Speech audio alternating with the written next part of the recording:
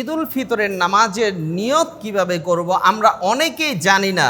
আজকে আপনাদেরকে নিয়ত কিভাবে করবেন সেটা আমি প্র্যাকটিক্যাল আপনাদেরকে দেখাবো। এবং বছরে যেহেতু একবার ঈদুল ফিতরের নামাজ আদায় করতে হয়, এই ঈদের নামাজের মধ্যে অনেকেই ভুল করেন, এই জন্য নিয়মটাও আপনাদেরকে দেখাবো। আগে আসুন নিয়ত কিভাবে করবেন। নিয়ত এভাবে করবেন, ঈদুল ফিতরের 2 রাকাত ওয়াজিব নামাজ অতিরিক্ত 6 তাকবীরের সাথে আদায় করতেছি আল্লাহু আকবার।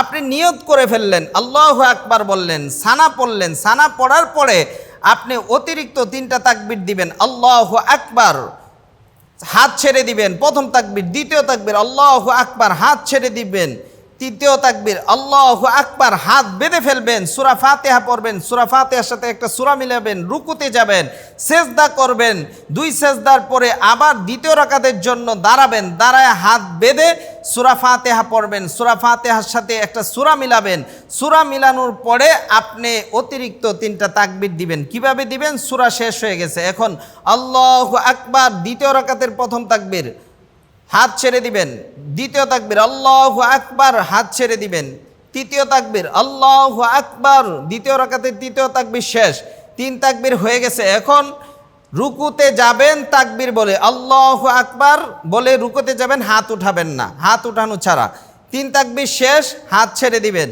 হাত ছেড়ে দিয়া রুকুতে যাওয়ার সময় রুকুর তাকবীরটা শুধু বলবেন আল্লাহু আকবার, বাস। এভাবে সেজদা করবেন, রুকু করার পর সেজদা করবেন, আত্তাহিয়াত পড়বেন, দুরূদ শরীফ পড়বেন, সালাম ফিরায় দিবেন, ঈদের নামাজ ফিনিশ।